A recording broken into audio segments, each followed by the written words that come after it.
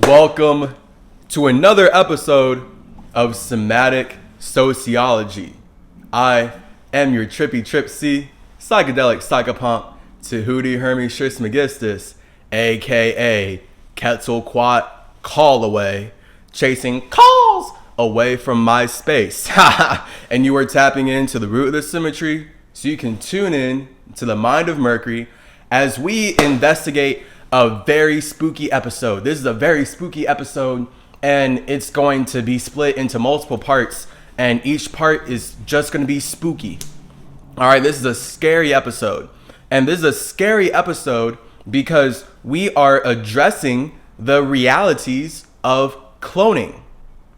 We are addressing the reality of how the racist religions that worship a jealous God want to consume creators so that they can control our creativity.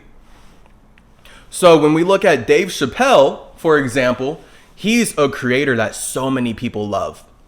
My mom loves Dave Chappelle. She would be heartbroken to see this episode. Like, I'm not even going to tell my mom about this yet. As much as I want to, I'm pretty sure my mom is emotionally and mentally not ready for the content of this episode. So if you feel like you're not ready to learn how real cloning is, then I suggest clicking away while you still can.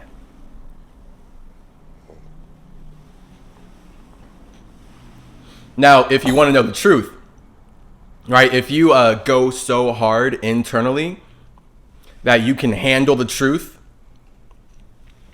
because lies are soft. Lies are soft and fluffy, ooh. But the truth is hard. It's concrete. Kind of uncomfortable. Right? Would you rather sleep on a soft bed or a hard bed? That's why we say we lie down. It's funny, God's just saying, like, showing me that connection right there. Metatron, my personal God, is showing me that connection in this reality right there. When we lie down in bed, we want to lie on something soft.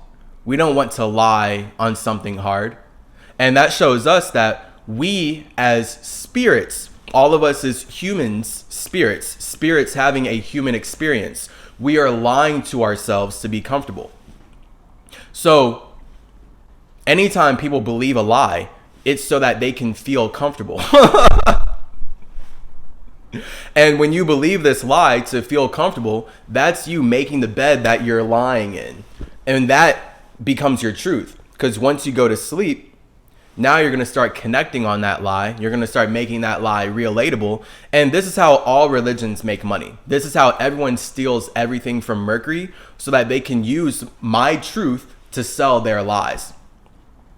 So those are the Masons. Those are all the white supremacist, racist religions that don't like to be named. They love to cut me down and suppress me because I talk about indigenous history and the actual true hermetic history of human health. That's why I keep dealing with my accounts being shut down and having them suppress me. But this is important. All right. This is me doing my Spider-Man duties. All right. God's Spider-Man. I'm creating connections that no one can see to support spirits that don't support me. That might have to be a new intro or some shit, because that's literally consistently God showing me my role. I've been making all these Spider-Man costumes before I learned anything about how my past lives are connected by Spider-Man. So I mean, this is my spiritual journey. I've been fasting for years just so that I could even learn about my past lives. Way before I learned about past lives, I was fasting so that I could talk to God myself. I want to go straight to the source. I want to know the actual truth. So because I've been fasting to talk to God myself for years now, I'm here building a business. My business is me bringing Mercury to Earth so that you can see how Mercury holds every body in Metatron's metaverse together. And that's really the concept of Spider-Man. When you can use your Woden power, Woden weaves the world wide webs that hold simulations together. So this is why Woden is the world weaver way before jealous Jehovah uses Mercury to sell Woden's day and force you to slave away on his system under Woden's name, under my Metatron name, under Mercury. It's disgusting. So I supposedly have the authority to talk about how these racist religions have created Hollywood to colonize the world. And it's weird that I've dealt with super fucked up shit in my life, and it feels like those circumstances, these memories, these experiences that I have are preparing me for the social atmosphere that we're going to. Even just me fasting years before the government is making it mandatory for all of us to get shot, and they keep saying that one shot isn't enough. We need 2 shots, 3 shots, 4 shots. But they taught me to worship the concept of the only true Jew, the only true son of God being Jesus, because he fasted for 40 days and got killed by his own people. God has explicitly shown me that Enoch goes way harder than Jesus. So I'm going to vouch for Enoch way more than Jesus. And now I can see that Enoch created the metaverse as Metatron.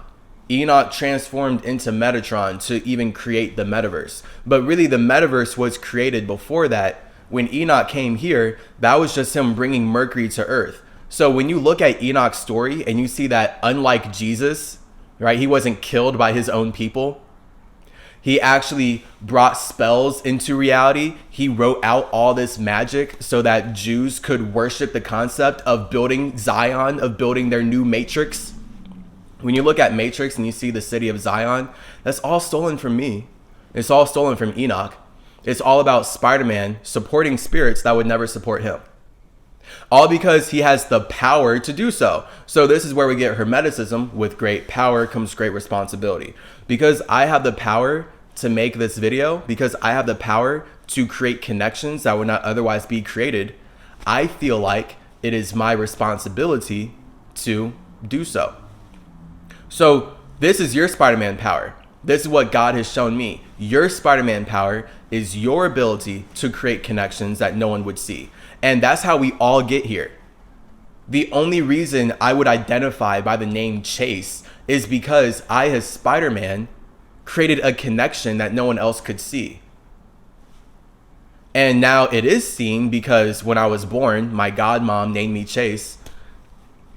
And now I was made to relate with that name my entire life. So me believing that I'm Chase is a lie. I shouldn't believe that I'm Chase. I really should not believe that I'm Chase. But I was taught to identify as a lie because believing that I'm Chase makes me relatable to you, makes me relatable to everyone outside of my space. So now I can see Chase rhymes with space because God is letting me know, hey, don't get too lost. Don't get too lost. You're a space. You're not Chase, you're a space. And you need to chase your space by fasting. So when I've been fasting these past years, fasting way more and way longer than Jesus, I was chasing my space. I've been chasing my space. And that leads to me producing DMT that allows me to separate my mind from my body, go back to my space, and then when I feel like coming back into the structure, boom, that's one psychedelic cycle. That's one circle. So right here, I'm in my structure. If I go back to my space, boom, that's one circle. When I come back to this world, boom, I just made a cycle. So each time I hit DMT or each time I fast to produce DMT enough to separate from my body, I'm completing psychedelic cycles. And this is what it really means to be CymaTree. This is how I'm learning that all my past lives are connected by one space. So the fact that these racist religions stole everything from me just so that they can make money teaching me that I've only lived once is a scratch on the surface of how disgustingly demonic and evil these white supremacists are. The white supremacists that run the government, the white supremacists that tell us to get shot, the white supremacists that teach us that the one true God is an all-consuming fireball of jealousy. These are the people that have done a very disgusting thing to the man known as Dave Chappelle. And this video is about us getting Dave Chappelle's cousin's account on how these racist religions have used technology that they stole from Atlantis to to colonize the world. Because everything that the Masons have, they stole from Atlantis. That's why you can go on to Chase Your Genes and learn the actual true hermetic history of human health. You can learn how your spine is your caduceus. When you see the medical industry using the caduceus to make money, I, as Hermes, know how deep that goes because I'm the space that brought the caduceus to Earth. That's why you can go on Chase Your Genes, go on Spirituality Simplified, and you can read all about your caduceus. You can read all about your human health. You can read all about how you produce DMT from the inside of your brain so that your nervous system can even function. So when this government has made DMT a Schedule I controlled substance, now you can see explicitly it's because Jealous Jehovah wants to control our consciousness. He doesn't want us to do DMT because he wants us to believe that we need to go to heaven. Yet each time I do DMT, I'm happy alone with God. God reminds me why he sent me down there. And it's always because this is hell and I was already in heaven. So this is really scary because growing up here, I didn't know how hellish this realm is. I didn't know how evil these racist religions were. I didn't know how deep they went, weaponizing everything that they stole from Metatron to make money, trapping us in their Matrix metaverse. And we're about to get a little taste from Dave Chappelle's cousin on how deep these white supremacists go in colonizing our creativity. It's really sad.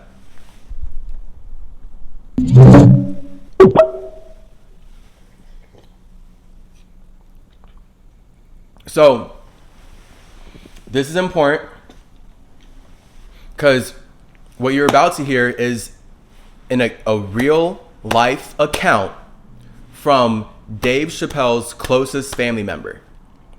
So this story is really incredibly important. It's so incredibly important. And this guy has to mask his voice. He has to protect himself because the racist religions that worship Jealous Jehovah, since they believe that the child sacrifice of Jesus absolves them of all sin, they feel like they can do whatever they have to do to make their new world order matter, to manifest their destiny. Sadly, I wish this was not true. Like, please believe me when I say I wish this was not true. I wish we were all expressions of one God, because if we were all expressions of my God, we would all be getting along and no one would justify rape, genocide, trafficking, murder, slavery, or destroying the environment. But because I, as an infinitely individual God, because God keeps telling me I'm a God, and no matter where I go in the metaverse, spirits call me a God. And it seems that it's because Metatron, as Spider-Man, creates the connections that support people who don't support him, which is why I can let you know your spine is your caduceus, because really your spine was molded out of Metatron's math, aka Mercury's mind. So my awareness is suppressed so that I'm not too egoic about putting this information out, but me fasting has raised my awareness so that I can remember where I come from. And now when I'm here speaking, it's much more powerful for me because I'm saying things that no one would say. But now the moment I say these things, it makes way more sense of the world that we're in. And you can go Google what I'm saying and see that the internet is going to back me up. Your spine is your caduceus. And Ningazita, as Quetzalcoatl, as Hermes, created your spine by bringing the caduceus from Mercury to Earth. So this is how intentional human health is. That's why you can learn from me how to straighten your teeth naturally from the inside out. This has been my natural life. I didn't know that our teeth is our Mercury, but God has let me know. Nope, you know about teeth because you built Mercury. You can't run from yourself. So this is me not running from myself. This is me talking about something that I feel like my mom needs to know. I feel like my entire family needs to know this. I feel like all my friends need to know this, and everyone that they're connected to needs to know this. And This entire simulation needs to know this, because really everyone in nature is my family when I'm in that CymaTree mode. All right. And this is why I view every spirit as an infinitely individual God. Every spirit has created their own circumstance to be conscious. That's why only you can talk about where your thoughts and feelings are coming from. Jealous Jehovah doesn't want you to have that power. That's why he's weaponized everything he stole from me to make money, trapping us in his Masonic Matrix metaverse. And now people know about Mercury, but people feel like they need to use their Mercury to serve a jealous demon. So this account is important because this whole Hollywood industry and these racist religions using contracts to steal our consciousness would not be possible if they were not worshiping a jealous God. The men who do these horrible things to people like Dave Chappelle, they would not be in the vibration to even justify slavery or genocide or stealing and lying and gaslighting if they were not worshiping the concept of God being jealous of others. See, it's just like, that's impossible. If you actually believe in God, you wouldn't worship jealousy. God can't be jealous. Only a demon can be jealous. So you're supposed to know that any demon who wants to be called God and then they say that they're a jealous God, no, they're a demon who wants to be called God because they're jealous of all the gods that they stole from. Odin, Tahuti, Hermes, Idris, Ningazita, Quetzalcoatl. So many messengers of Mercury. I don't even want to run down this list. Just know that the racist religions that have taught all of us that we only live once are actively weaponizing the many past lives of Mercury to lie to us. And they're lying about so many more things than our past lives. I would like to talk about someone who is very dear to me. And some of you know who he is. Some of you have laughed at his comedy. Some of you have gone to shows and have fallen out of your seats on your chairs or what have you because of the comedy that he gave you. And that person is my cousin, David Chappelle. And I were first cousins. And I'm not going to continue saying. So we are listening to the account of Dave Chappelle's first cousin.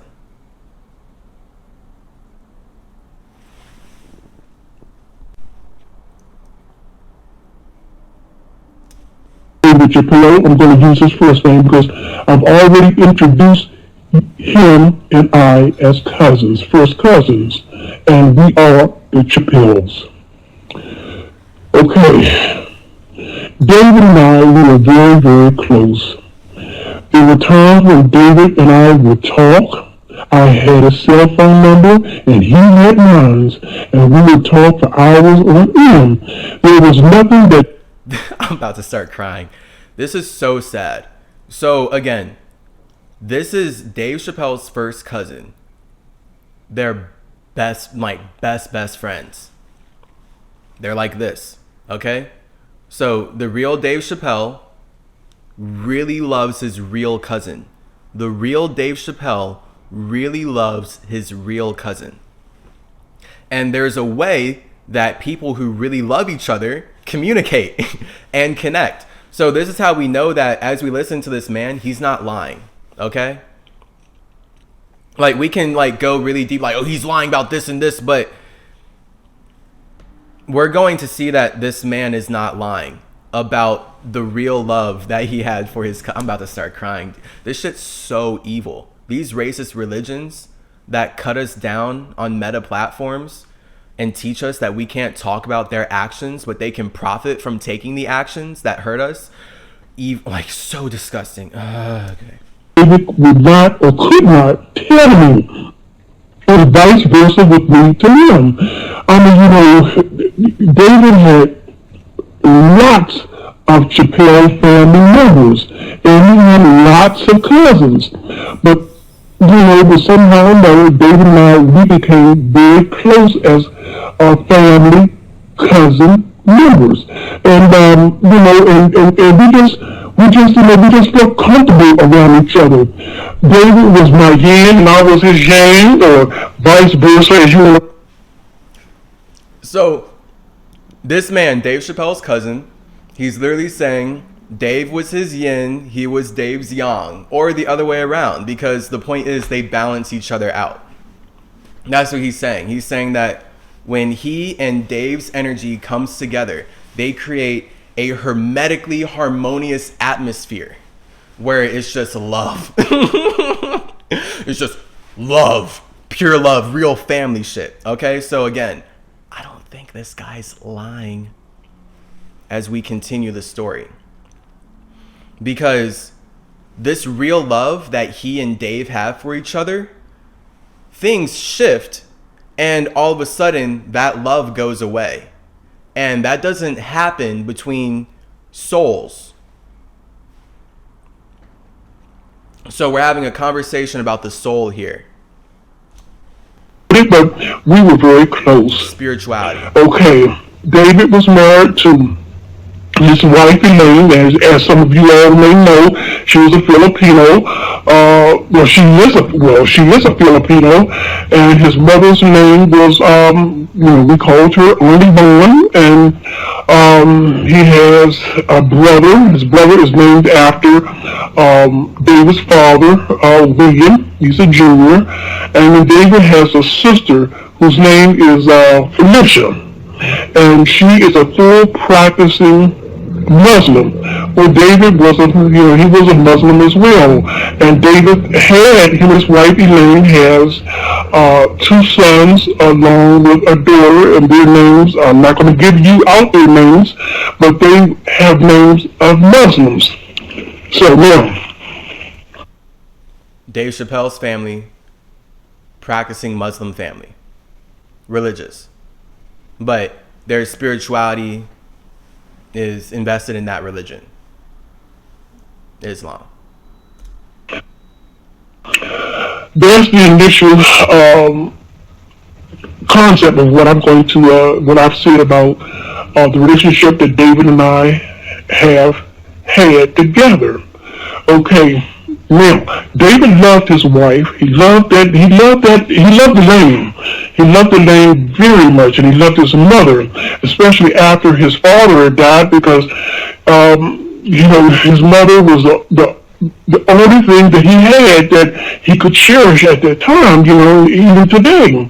And so he loved his wife, he loved his mother, and most of all, David loved his family, and he loved the farm.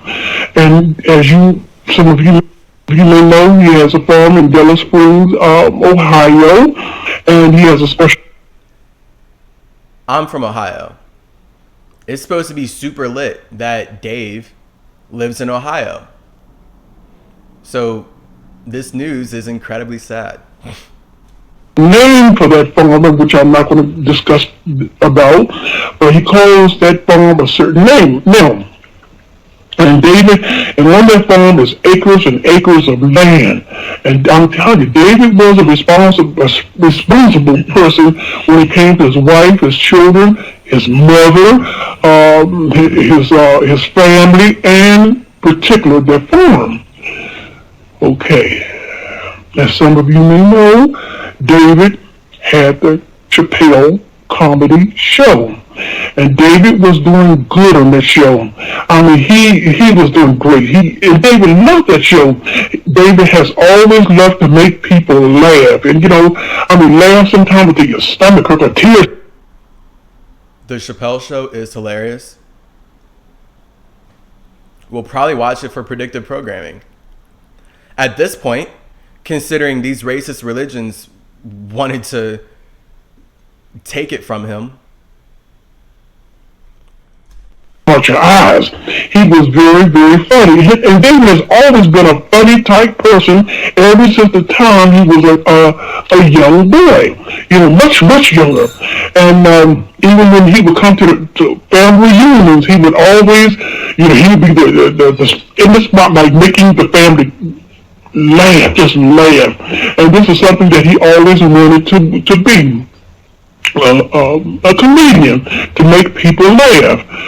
Now, come the time when David, he was the executive producer of the Chappelle comedy show, and as I stated before, he was doing fine. He was doing great. But David knew he had to be responsible for his wife, his children, his mother, and the farm, and for the rest of the members of the Chappelle family. And so he had to take things very serious and take responsibility very heavy or high. So he did the Chappelle comedy show, and one day he was called into the executive office, and so David went in, and when he went there, he saw all of these executives and others that were around this table, and they had David surrounded like a clock. These are the Masons who work for Jealous Jehovah, who teach all of us that we are being controlled by an all-consuming fire known as Jealous Jehovah, the jealous God. So because this is the racist religion that wants to erase our connection with our spirits, this is how they conduct business with us. Okay, and it made David a little nervous because he thought he was talking to a few executives, but not a whole slew of them and other people as well. They're trying to intimidate him. So he went in to talk to the executive, and they had him surrounded, excuse me, like a clock number, and he being at the center of as number 12. You know, like a clock. You know, picture in your mind 1, 2, 3, 4, 5, 6, 7, 8, and all of them surrounded, and David was at the top, being number 12. Okay, did you get my drift now? Okay, so now I also want to say this as well, before I really get into detail about what they said and what they did to David. Now, it's just like when you go for a job, and they want you in that job for a certain period of time, or or even a short period of time. When you go on the job, you have papers that you have to sign before you can even, have that position in that facility or what have you. So you have to sign a piece of paper, and especially if they want you there for a long period of time and you are on a salary, not paid per hour, but on a salary. Okay, so you're going to have to sign a piece of paper, and that states that you are with that company and you're there for that period of time. And that is sort of like a contract. Well, for David to have his own show, the Chappelle show, even though he was the executive producer of that show, he still had to sign a contract. And this is how all the land in the United States has been stolen by these racist religions. These Masons who force us as indigenous men to sign contracts, they never uphold them. They always use the contracts to expand into our territory. So the moment we feel like there's an agreement, they use that agreement to stab us in the back. This is literally the entire history of America. It's the entire history of America. This is the entire history of how Europeans stole this land from Americans, from indigenous Americans, and then convinced us that we're from Africa by creating contracts with us just so that they can expand into our territory, separate us from our families, teach us completely different languages, and then use those languages to teach us who we are and teach us that we're from somewhere else. So this is literally how Jealous Jehovah has been making money off of Metatron's math. Doing evil, disgusting, horribly unspeakable things to indigenous peoples overall. And we just call that slavery. And then we just ignore slavery. Well, some of you are thinking that he signed his name in blood before he left the executive office, but I'm here to tell you he did not. The only thing David signed when he first got into the industry or the entertainment world to appear on the Chappelle show was a contract stating that the Chappelle show would go on for a certain length of time for that season.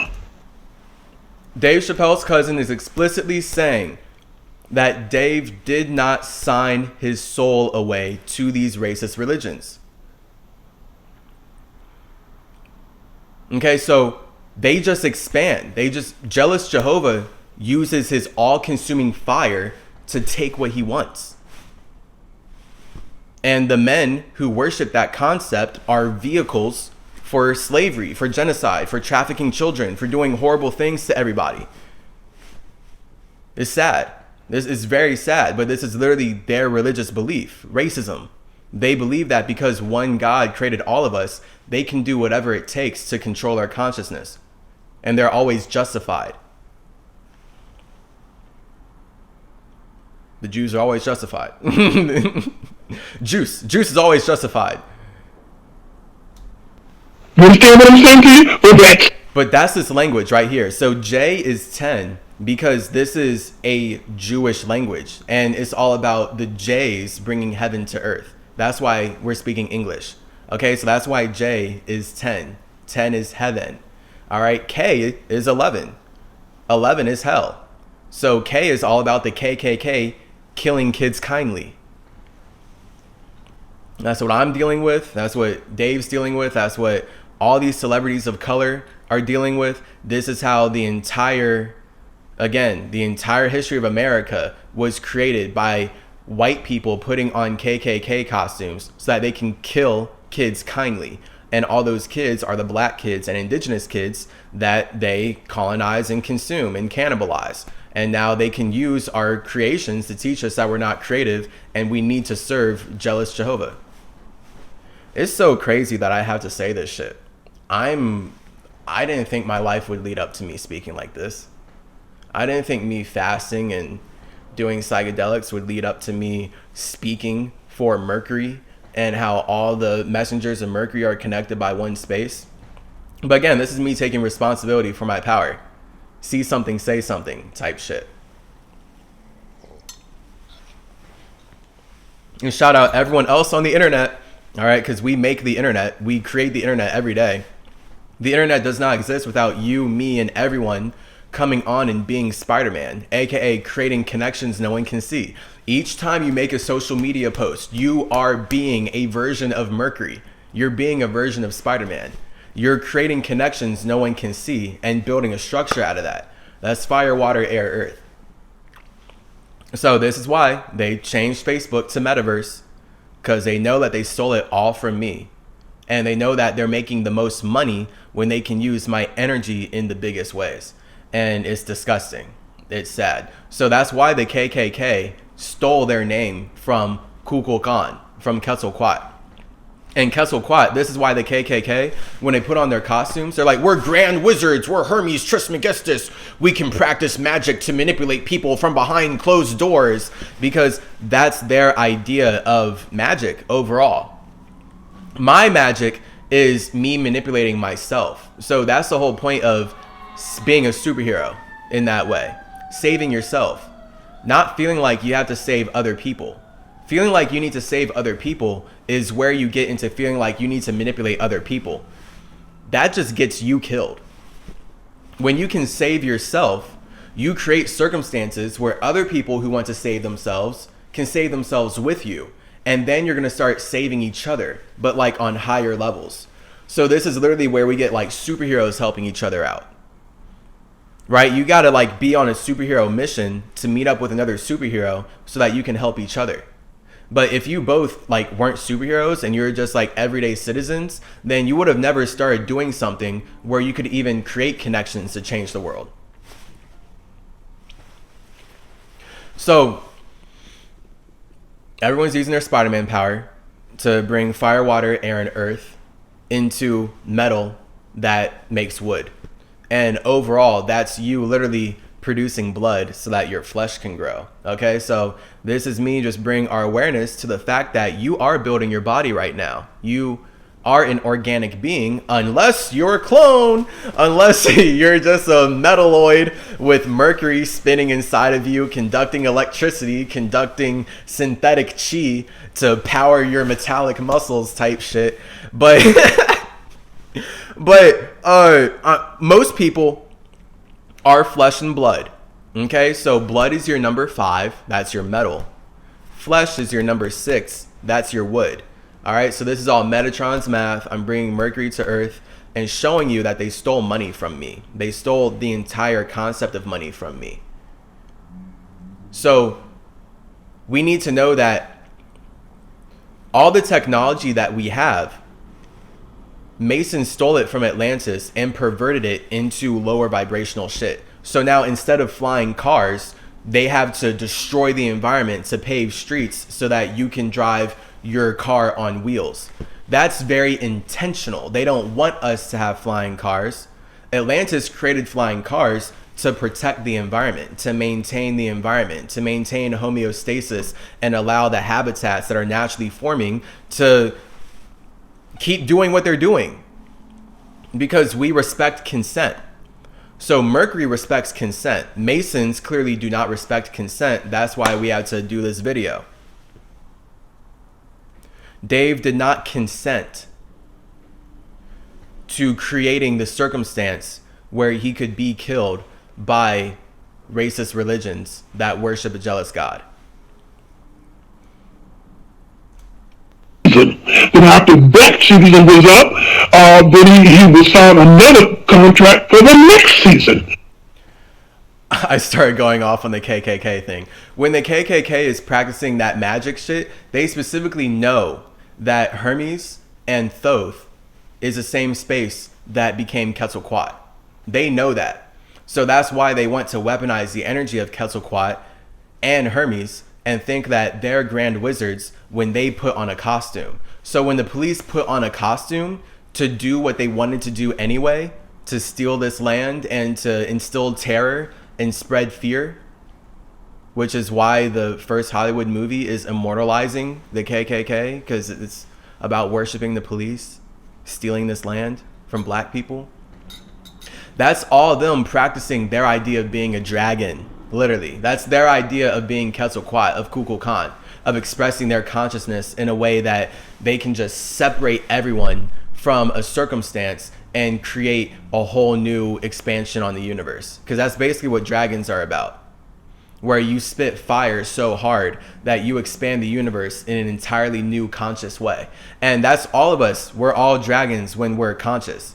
That's why when people rap and you get conscious rap, it's like, oh, he's spitting flames, bro. Yeah, because he's a dragon.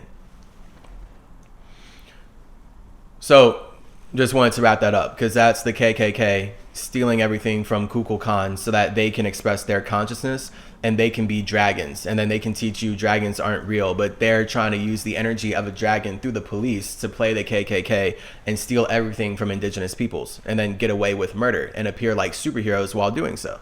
So here we are. This is what happened to Dave Chappelle, dealing with the same exact system. And it went on like that, and when David went into the office, to the executive office, he had just finished up the second season. Okay, now, so they had him at this table, and there was the executives as well as others who were in the office as well. So they asked David, they told him he was doing fine on the show. Great, the show was great, David, but except for one exceptional thing. And David asked, what? And they told David they wanted him to upgrade, or downgrade, I should say, on the black race. As far as the characters he was betraying. They wanted David to ease up off, making the black characters look as stupid as he was betraying them. They wanted him to ease up off the black race. They wanted him to make the black race more intellectual, more, you get what I'm saying? So the Masons have an agenda. This is why, again, they're weaponizing Hermeticism against everybody. So that's why you can go chaseyourgenes.com. Check out Colorful Consciousness. White is your ego. Black is your soul.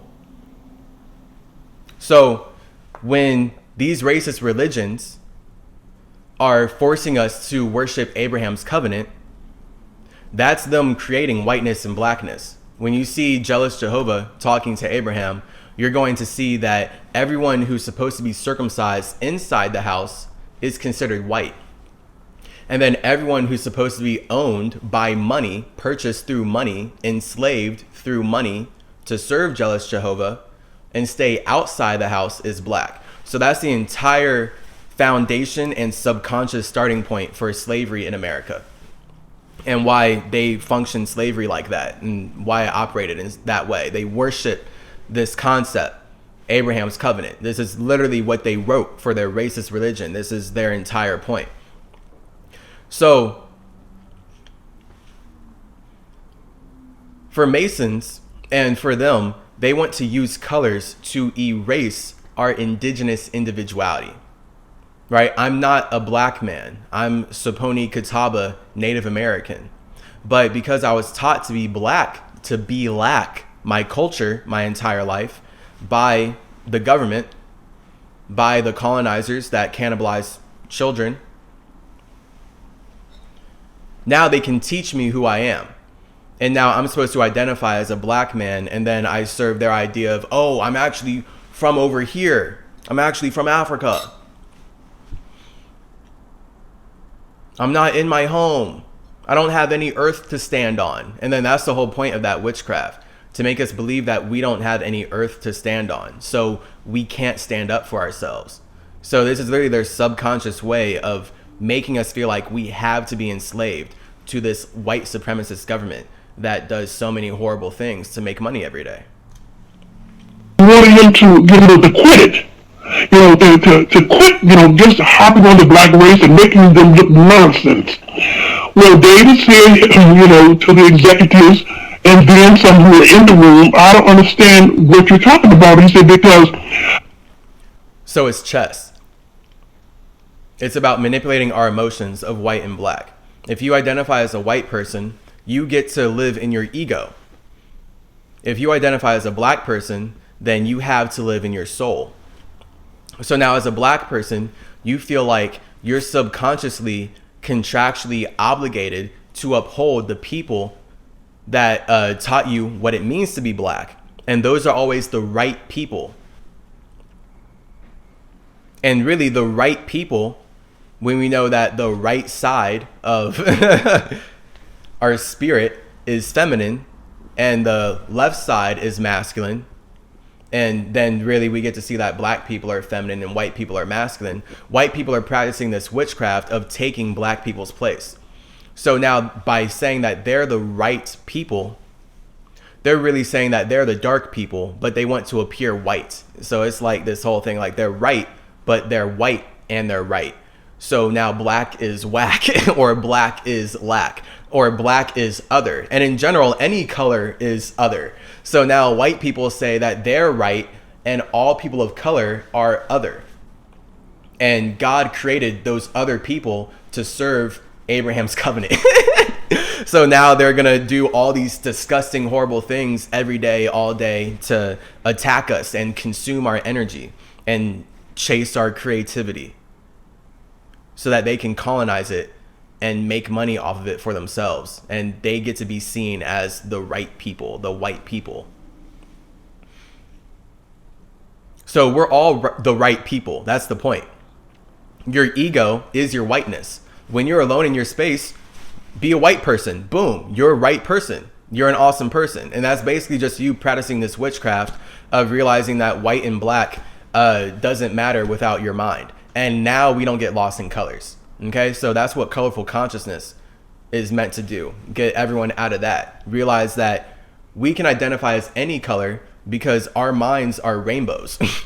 Our minds are an infinite color spectrum of light that we're using to communicate about our emotions. This is why all forms of light vibrate at a certain frequency, and this is why colors inspire certain emotions. Science, spirit science.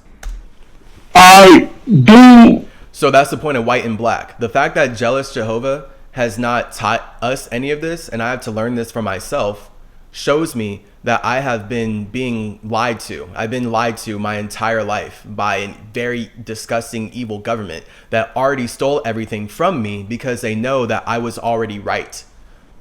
And they want to use Mercury to appear right, to appear white. So now they whitewashed Odin, whitewashed Hermes. Not so much Tahuti, but they whitewashed everything that they colonize. That's the whole point of them consuming Atlantean creations and then twisting it into this Masonic witchcraft that we're dealing with today. Or I betrayed the characters of the black race just like I betrayed the characters of the white race. And I can't do that. I can't do that. I have to keep both of them on the same level. You know, they didn't mind David downgrading on the white race, but they wanted him to quit downgrading, period, on the black race. So Dave wants an equal playing field of making fun of the concept of white people and black people. But these racist religions, they have an agenda with how they want to use colors to erase our individuality. So this is racism. This is why it goes both ways. It really goes both ways in that if you believe we're all one God or that we're all created by one individual, that's racism. That's actually spiritual racism. You are erasing the individuality of every soul that you come across because you are projecting your egotistic awareness and thus your limitations onto their relationship with God.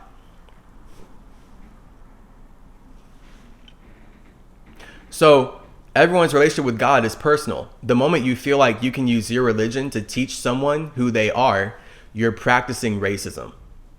So these racists are trying to teach Dave who he is, and they're trying to control his creativity because they have an agenda for how they want to use colors to manipulate all of our emotions. And David said, no, but I can't do that. And so then they said, okay, David, we're going to make a deal with you. And David said, a deal? They said, yes, a deal. They told David, we'll give you $50 million. $50 million if you could. $50 million. By the way, this is the whole point of Masons using money to manipulate our emotions. That means shit to them. Nothing, nada. It's literally just numbers that they stole from Metatron. They want your time. They want your energy. They want all of the connection that you're going to have to what that money could mean to your mind. That's what they're harvesting.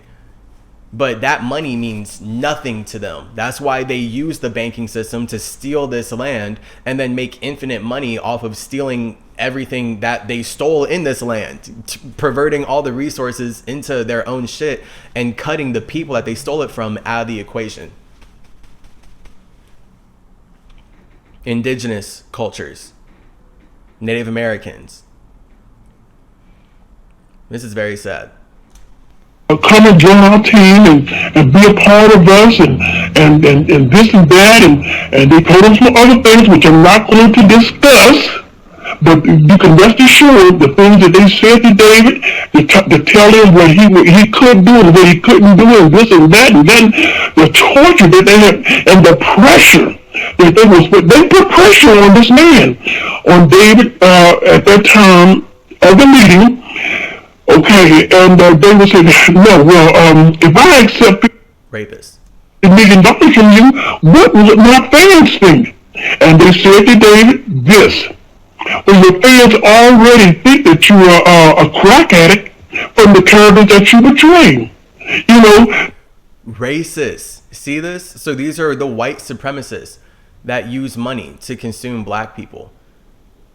They project all their disgusting insecurities into us because that's how fire works with water. Projection, perception.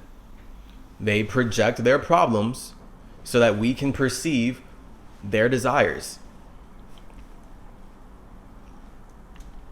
They already think that that you're a pothead, that you're a drug head. So it doesn't matter what your fans think; it's what you are willing to accept.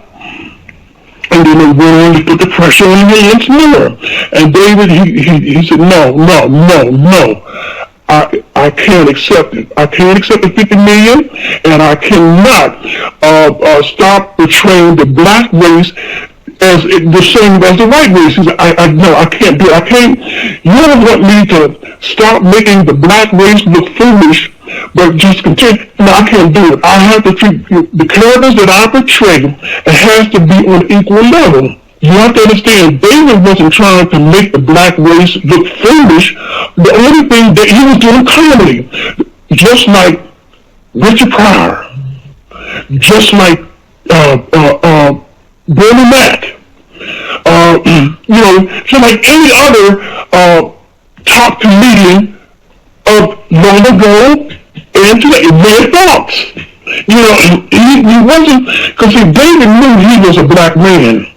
And David knew where his roots came from. He knew where his roots came from. And so David wasn't trying to make the black race look foolish. No, he was a comedian. He was telling jokes. And just as he did a character of a black person with big white, with the cocaine and all that stuff, with the white lips and what have you, well, he did the same thing, well, not the same thing, but he portrayed the white, as the same. So one thing I have to give credit to David about, David believed in keeping both races on an equal level. And then you got to take and into granted too that David was a comedian. Richard Pryor used to do it all the time. Richard Pryor stood there and talked about the black race and how they this and that and that and that and and then he went on and he said the same thing about the white race, this and that and this and all that. But the reason why,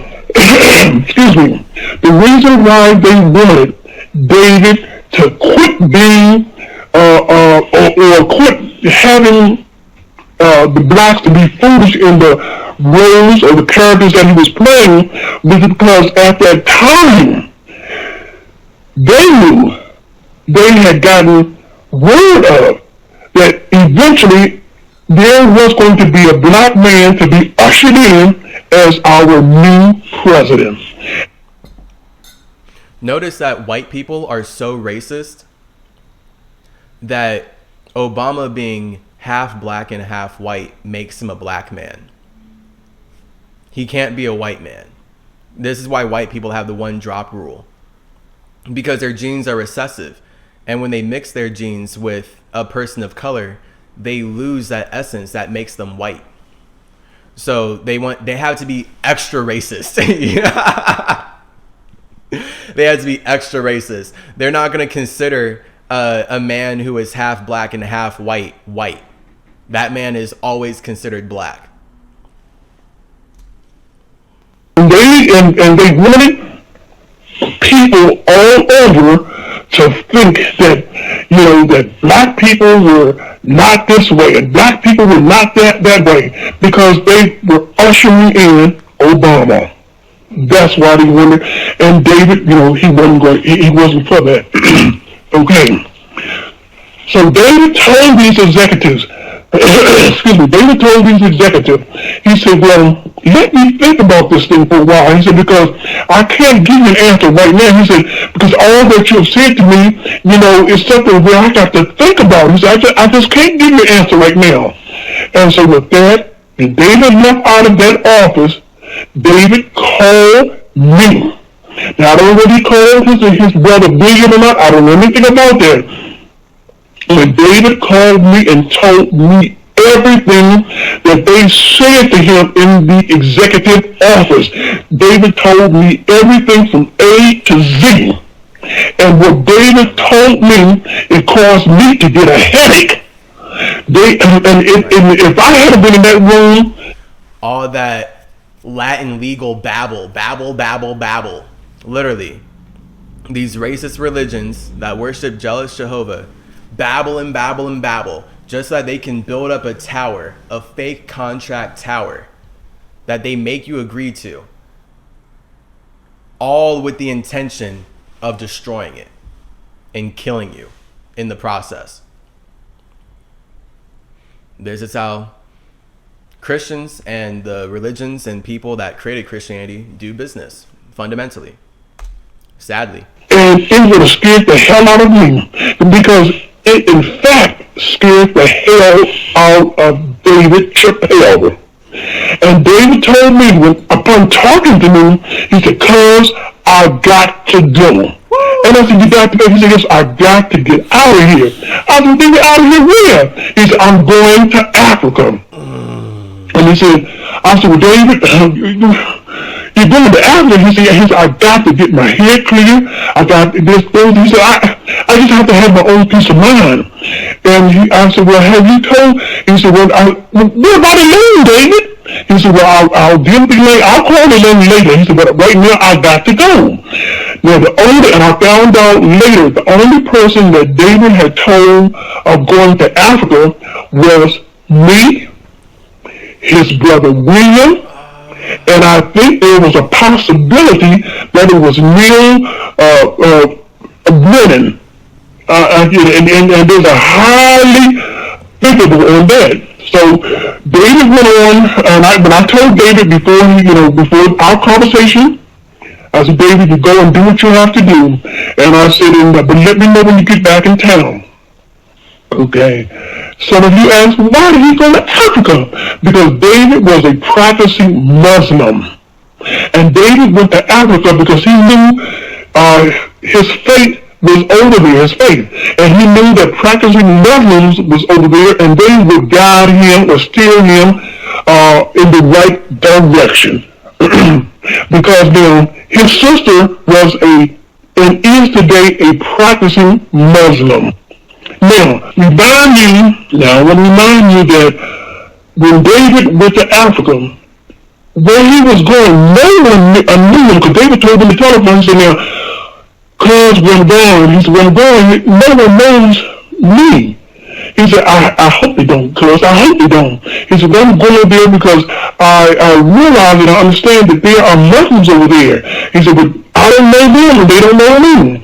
And so I said, "Well, David, go and do what you have to do." I said, just let me know when you get back."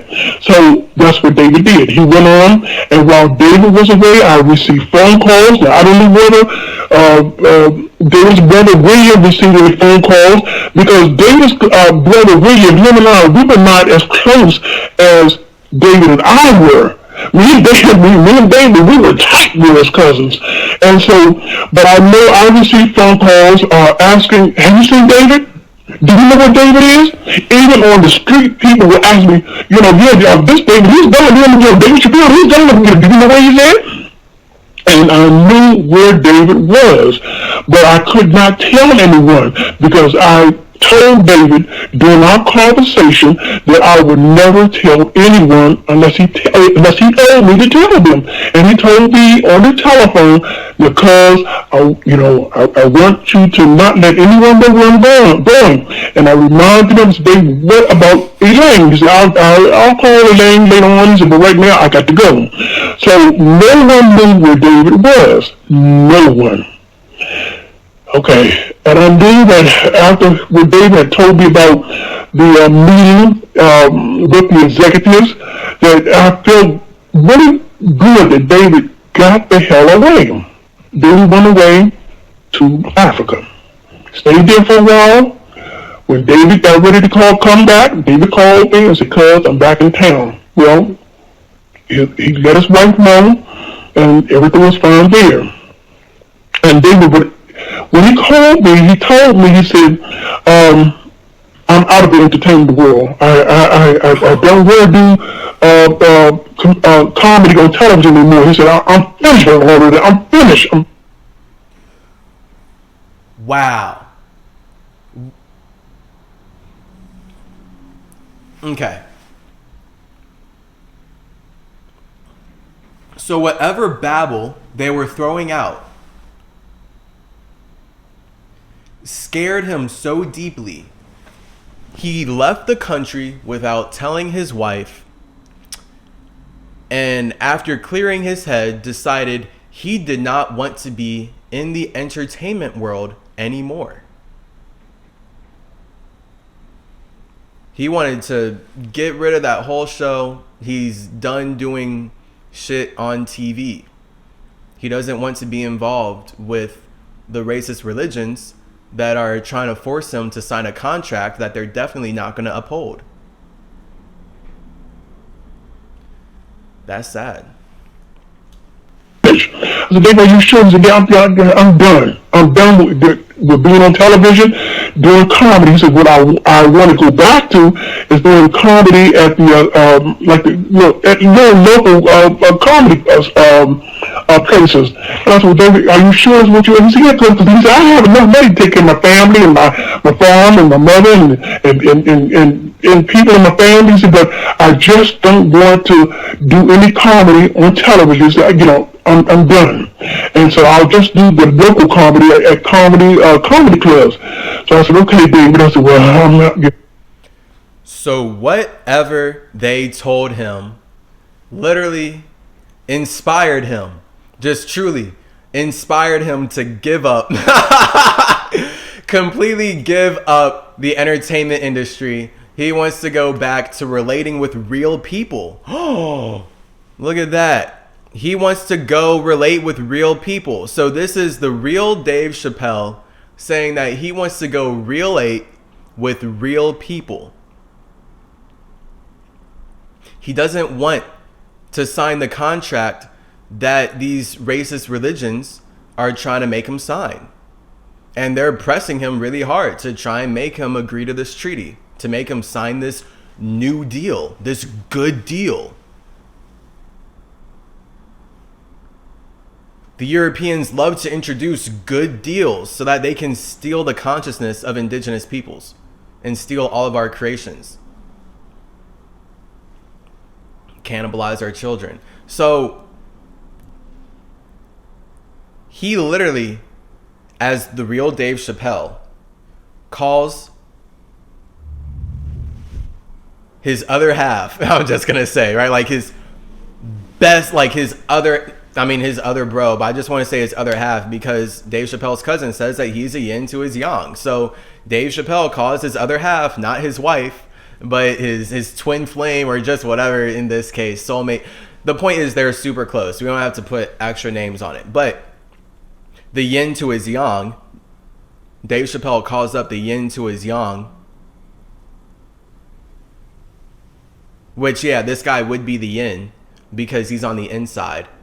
Dave would be the yang because he's the one who's being seen more. And Dave is like, I'm done being yang.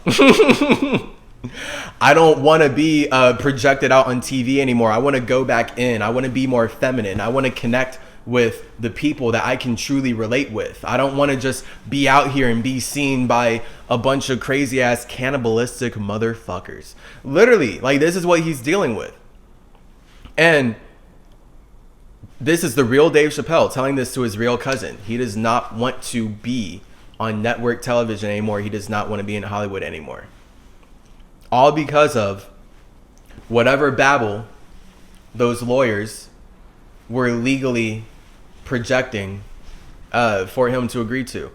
Whatever they were projecting out, saying that he needs to agree to this, that made him want to throw away everything that he had done in the entertainment industry and start on the ground again.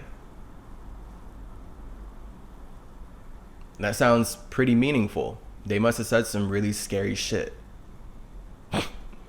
This is what you wanted at that David. Yeah. Once again, I want to ask you, David, did you sign your name in blood before you left when you were in the executives meeting? And so, David, because I told you, I didn't sign my name in any. Hey, cuz, the only time I signed my name on the contract was to do the Chappelle show. And he said, and I'm done. I'm done with that now. But as far as me signing any other contract, as far as what they say, name and blood, no, I didn't do that. All right, Dave Chappelle's cousin is very adamant that Dave Chappelle was extremely adamant that he never signed his name in blood. He never agreed to let Satan and Jehovah consume his flesh and steal his consciousness and control his soul. He did not agree to that. I said, okay, David, that's good. I just want to make sure, this time. So, anyway, While talking to David, it gave me a sense of hope. That David was going to be all right because he was finished with this Chappelle show, the comedy show on television, and then he wasn't going to do any more appearance on any other, show, and so it gave me a sense of relief for him. Wow. But somehow or another, and I still give a question mark on this Neil Brennan, because now Neil Brennan spoke some bad words about David, and which I don't like, and David heard about it, and he didn't like it either. And so, because Neil Brennan was supposed to be one of David's buddies, and for him to say, to make a statement like he did, it was wrong. It was wrong. And I didn't like it, and the rest of the Chappelle family, we didn't like it, they didn't like it, and David didn't like it either. Okay, but they found out somehow that David was back in town, and he was doing, comedy at these little local comedy clubs and things like that. Then this one person, it was put upon her to find out why David went to Africa. Okay, so now first David went to the inside the actor's studio. He was asked to come and be on the show with the host there. And David was fine. He went on the show, and the questions was asked to him. Why did he go to Africa, and what went down? And I remember that David had told exactly, the same thing that I'm telling you now. That how that this whole thing was kind of shaking, and he didn't want no parts of him. Right. And he also went. The real Dave Chappelle says he wants no parts of the entertainment industry again. Whatever Babel deal they built up was shaky to him, not trustworthy, and he did not want to agree to that. He wanted to go back to doing shows in a more grounded way, not in the television broadcast to all the white people who are serving jealous Jehovah way. He told about Martin Lawrence. Martin Lawrence, they did the same thing to him too. But Martin Lawrence, and no one today, we have not seen Martin Lawrence. No one knows where Martin Lawrence is, because you know why? Martin Lawrence is dead. Martin Lawrence is dead. So if we see Martin Lawrence, know that the real one is dead, says Dave Chappelle's cousin. Body, soul, spirit, dead. If you ever see a Martin Lawrence come back on the scene, it's because that Martin Lawrence, before they killed him, they made a clone of Martin Lawrence, and they have that clone in waiting. Waiting for what? I don't know. And but no one has seen Martin Lawrence. No one knows anything about Martin Lawrence anymore. But if you ever, and I say to you all who all are listening, if you see Martin Lawrence, then you know that he's a clone. And because they were supposed to, Martin Lawrence and Will Smith was supposed to be, they supposed to have done a film that was supposed to have came out last summer. With a film never did come out. Why? Because there was no Martin Lawrence. So, I'm just going to be so, anyway. Just wanted to share that with you.